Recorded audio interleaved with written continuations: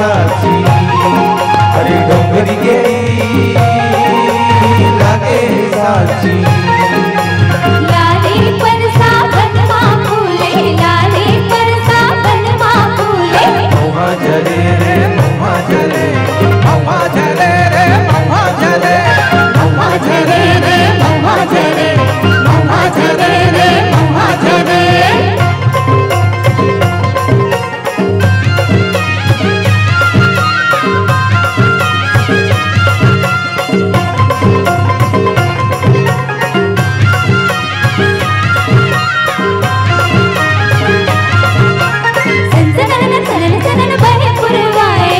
चरर चरर चरर पाना चलाए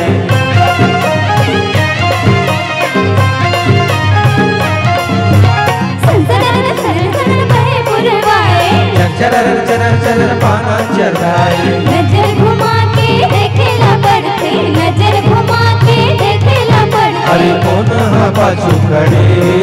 महुआ झरे रे महुआ झरे महुआ झरे रे महुआ झरे महुआ झरे रे महुआ झरे महुआ झरे रे महुआ झरे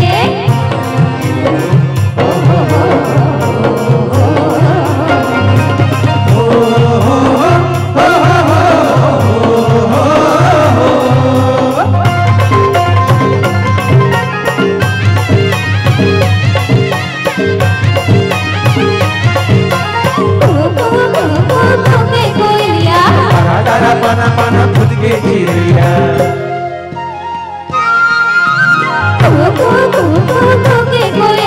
डारा डारा पाना पाना खुद के चिड़िया देखत मन हड़बड़ झुमरते देखत मन हड़बड़ झुमरते अरे नाचे के मन करे महुआ झरे रे महुआ झरे महुआ झरे रे महुआ झरे महुआ झरे रे महुआ झरे महुआ झरे रे महुआ झरे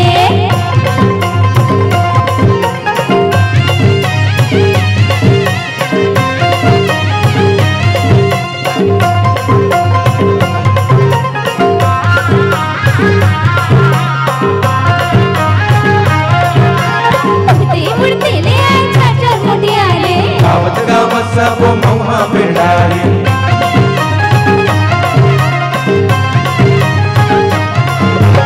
उड़ते उड़ते ले आए चाचा मुटियारे गावत गावत सब महुआ पिंडारे संझा होत है मेरा ढलत है संझा होत है मेरा ढलत अरे है कन्या बनकावत जले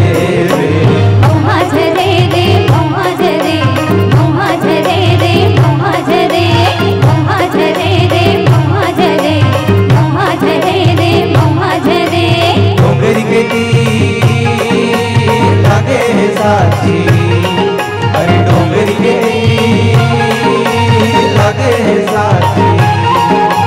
लाले परसा बनवा फूले लाले परसा बनवा फूले महुआ जले रे महुआ जले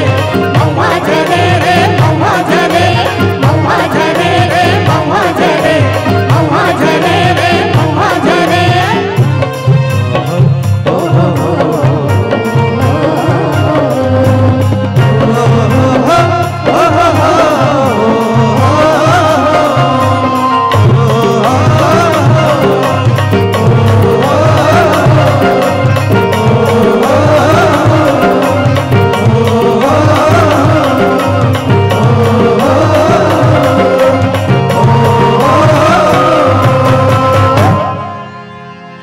प्यारे दर्शक साथियों, ये रहा अनुराग धारा परिवार का एक प्यारा खूबसूरत कर्मा गीत जिनके संग अभी आप सब जुड़े हुए थे। ये गीत है हर्ष कुमार बिंदु जी का, जिनको पूरा समूचा छत्तीसगढ़ जिन आवाजों को पाता है, जिन आवाजों को पाता है वो आवाज है दीदी कविता वासनिक जी के, भैया प्रभु सिन्हा जी के, और ऐसे दोनों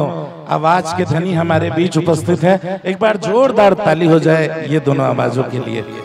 प्यारे मित्रों, अब मैं जिस गीत को मंच में सजाने जा रहा हूँ, जिस गीत को मंच में लेके आ रहा हूँ,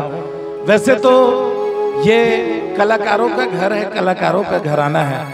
मैं उन लोगों को आमंत्रित करने जा रहा हूँ जिनको छत्तीसगढ़ी गीतों के संग प्रेम है, छत्तीसगढ़ी गीतों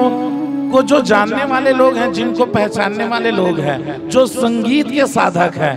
शायद ये गीत का इंतजार आप सबको है। दोस्तों मैं ये भी बतलाना चाहता हूँ कि लोग हमेशा पूछा करते हैं कि छत्तीसगढ़ी गीत में क्या है, तो मैं उन सबको कहना चाहता हूँ, जब इस गीत को आप पा लेंगे, जब इस गीत को आप सुन लेंगे, तो आप सबकी मन की जो उत्कट अभिलाषा है, जो मन की प्यास है, वो समाप्त हो जाएगी। क्योंकि ये वो गीत है तो छत्तीसगढ़ी गीत, लेकिन जब इनकी स्वर लहरियों को आप सुनेंगे, जब इनको आप इस गीत का आनंद लेंगे, तो बखूबी आपको शास्त्रीय संगीत का एहसास हो जाएगा। और मैं उन लोगों को कहना चाहता हूं कि ये वो गीत है जिस गीत को अब से नहीं, तब के जमाने से आप सुनते चले आ रहे हैं, और आज भी ये गीत हमारे अंदर मधुरस घोल जाता है। हम सबके अंदर ये गीत समाया हुआ है। वो गीत को मैं मंच में लेके आ रहा हूँ। दोस्तों इस गीत के साथ मैं मंच में आमंत्रित कर रहा हूँ दीदी कविता वासनिक जी को, और आप सबको सबके बीच ये गीत समर्पित करते वो पुराना दिन याद ताजा करवाना चाह रहा हूँ। और लीजिए, गीत की तैयारियां पूरी है, सजा रहा हूँ ये खूबसूरत गीत को।